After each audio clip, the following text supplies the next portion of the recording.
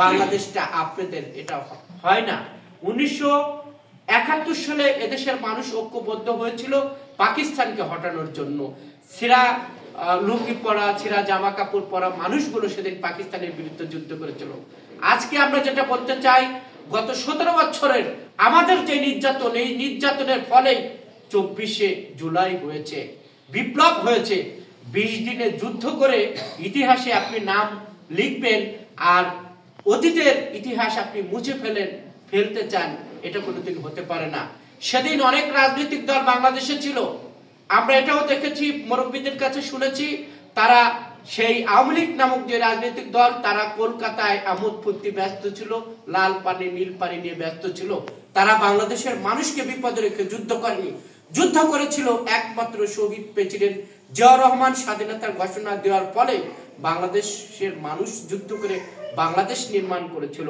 আমরা এটাও দেখেছি গত 17 বছরে শেখ হাসিনা মুক্তিযুদ্ধের দোকান খুলে বাংলাদেশকে অপমান অপদস্থ বাংলাদেশের মানুষকে বিভক্ত করার চেষ্টা করেছিল। কিন্তু মজার যে বিষয় সেটা হলো, শেখ হাসিনা তৎকালীন পাকিস্তানের 1500 টাকা নিয়ে তিনি তার পরিবার চলতেন এবং তার ছেলে প্রোডাকশন দেওয়ার জন্য সিএমএস হসপিটালে ব্যস্ত ছিলেন। অর্থাৎ আওয়ামী লীগ যারা মুক্তিযুদ্ধের দাবি করে তারা কখনো মুক্তিযুদ্ধ করেনি, তারা কলকাতায় সতীতা নিয়ে আমোদ ফুর্তি করেছে, লাল পানি নীল পানি খেয়েছে। এটা আমার কথা না, এখানে যারা মুরব্বী আছেন তারা ভালো করে জানেন। অতএব নাসিরউদ্দিন পাটোয়ারি, আপনাকে ইতিহাস থেকে শিখতে হবে। আপনি বলছেন জিয়াবাদ থাকবে না, বাংলাদেশে 18 কোটি মানুষের হৃদয়ে জিয়াউর রহমানের নাম, এই নাম আপনি বুঝবেন কি করে? 2 দিনের নেতা হয়ে ভাতের কোন অন্য। গ্রামে একটি প্রবাদ আছে, আপনারা জানেন, ঝড়ে বক মরে ফকিরে কিরামতি বাড়ে। আজকে বাংলাদেশের রাজনীতিতে দেখা যাচ্ছে অনেক ফকির আবির্ভাব হচ্ছে, সেই ফকিররা বিএনপিকে জ্ঞান দেওয়ার চেষ্টা করছে।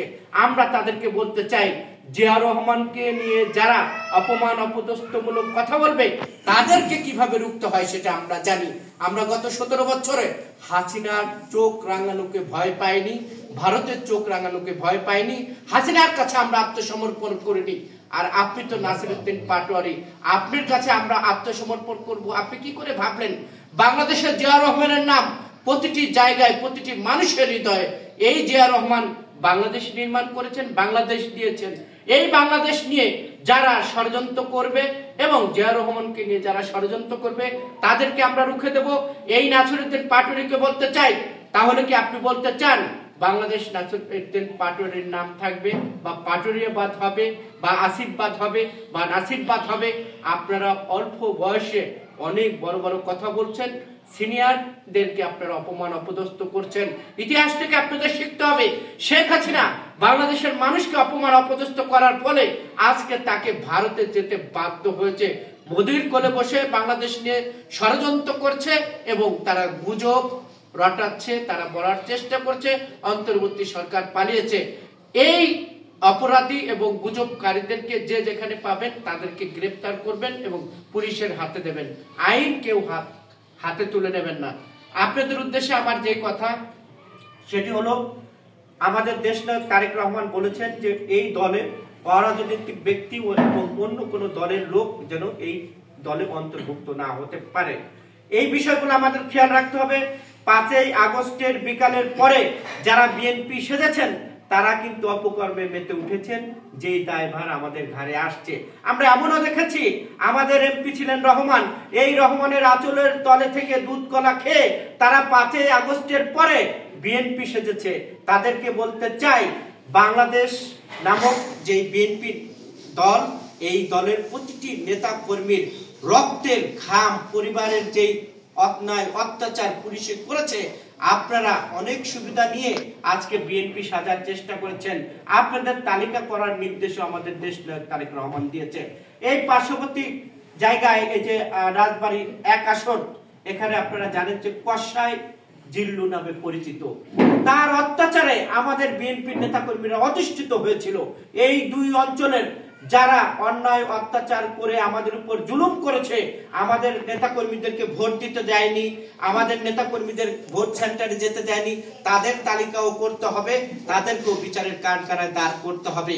অনেকেই আমরা দেখেছি রহমানের আঁচলের নিচে থেকে, শেখ হাসিনার আঁচলের নিচে থেকে জিল্লুর আঁচলের নিচে থেকে হাজার হাজার কোটি টাকার মালিক হয়ে তারা বিএনপি সাজার চেষ্টা করছে, তাদের তালিকাও আমরা দেশনায়ক তারেক রহমানের কাছে জমা দিয়েছি।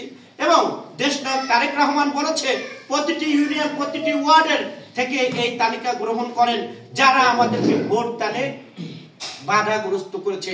আমরা এমনও দেখেছি, আমি ব্যক্তিগতভাবে সাক্ষী, বুলবুল ভাই আছেন এখানে যারা আছেন, আমি এই ইউনিয়নের ধানের শীষ প্রতীক নির্বাচন যার করেছিলাম, তার কারণে আমাদের প্রতিপক্ষ আওয়ামী লীগের সাথে মিল দিয়ে দেশি বিদেশি অস্ত্র নিয়ে আমাকে তারা না জাহির করার চেষ্টা করেছিল এবং আমাকে 3 দিন যাবত 2010 ডিসেম্বর আমাকে 3 দিন যাবত তারা প্রহর করেছে, শারীরিকভাবে নির্যাতন করেছে এবং আমাকে গুম করার চেষ্টা করছে। তাদেরকে বলতে চাই, যত বড় ক্ষমতাশালী ব্যক্তি হন না কেন, আপনাদের বিচার বাংলাদেশে হবে। কারণ আমাদের রক্তের উপর দাঁড়িয়ে মধুকলা খাবেন, দুধ খাবেন, অন্যায় করবেন, অত্যাচার করবেন।